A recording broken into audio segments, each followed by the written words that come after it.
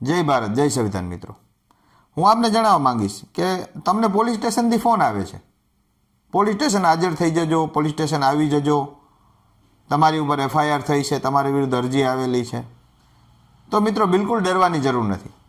તમને જે અધિકારીનો ફોન આવે છે તેને માત્ર ખાલી તમારે એટલું જણાવવાનું છે કે CRPC કલમ 41A અને નવી કલમ BNSS 35 સબસેક્શન 3 મુજબ મને નોટિસ આપવામાં આવે.